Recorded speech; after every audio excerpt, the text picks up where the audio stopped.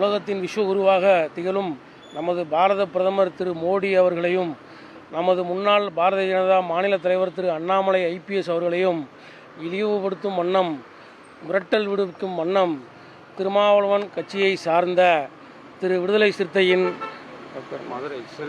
மதுரை சிறுத்தை கனி என்பவர் தனது முகநூல் பக்கத்தில் தான் ஒரு பொது நிகழ்ச்சியில் மிரட்டும் தோணியில் பேசியிருக்கிறார்கள். அது சம்பந்தமாக சமூக வலைதளங்களில் அதிகமாக பரவிடப்பட்டு வருகின்றது. இதை கண்டிக்கும் விதமாக தலைமையின் அறிவித்தலுக்கிணங்க பாரதிய ஜனதா கட்சியின் வழக்கறிஞர் பிரிவு மாநில தலைவர் அண்ணன் குமரகுரு அவரின் ஆணைக்கிணங்க இன்று மதுரை மாநகர் மாவட்ட பாஜகவின் மாவட்ட தலைவர் திரு குரு ரமேஷ் அவர்களின் சார்பாக இன்று காவல் ஆணையர் முன்பு புகார் அளிக்கப்பட்டுள்ளது.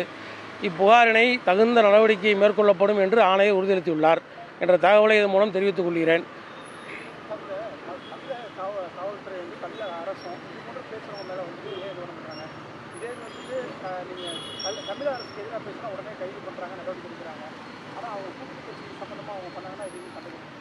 இது கடந்த 4.5 வருடங்களாக இது தொடர்ந்து நிகழ்ந்து கொண்டிருக்கிறது.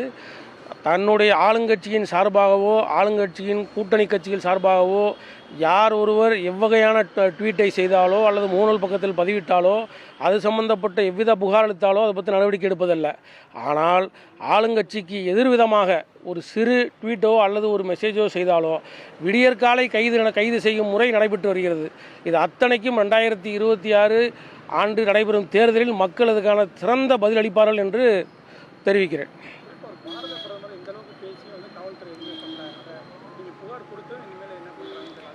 இல்லை, காவல் ஆணையரிடம் புகார் கொடுத்த பொழுது ஆணையர் இது பற்றி தனக்கு ஏற்கனவே தகவல் வந்துள்ளதாகவும் இது பற்றி நடவடிக்கை விரைந்து எடுக்கப்படும் என்றும் தெரிவித்துள்ளார்.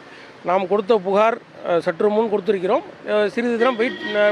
சிறிது பொறுத்திருந்து பார்ப்போம் என்ன நடவடிக்கை எடுக்கிறார்கள் என்றால். இல்லை என்றால் அடுத்த கட்ட நடவடிக்கை நாம் மேற்கொள்வோம்.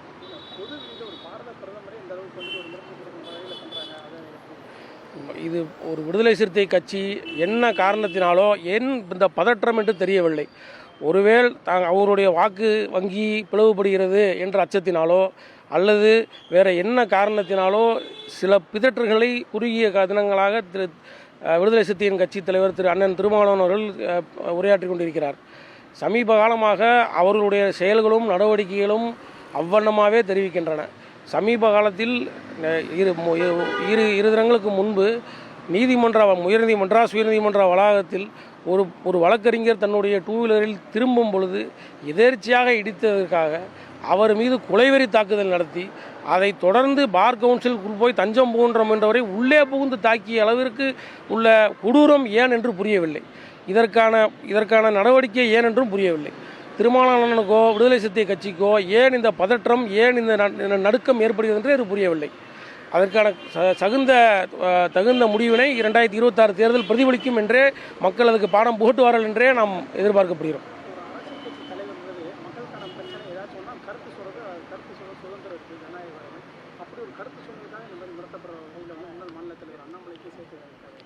ஆனால் பொதுவாக பாரதிய ஜனதா கட்சியை பொறுத்த மட்டும் கருத்து சுதந்திரத்தை மிகவும் மதிக்கக்கூடியவங்க. நம்ம அரசியலமைப்பு சட்டம் கொடுத்துருக்கக்கூடிய அந்த பாதுகாப்பை முழுவதும் பயன்படுத்துவதற்கு பாரதிய ஜனதா கட்சி நாடு முழுவதும் அதற்காக பாடுபட்டு கொண்டிருக்கிறது.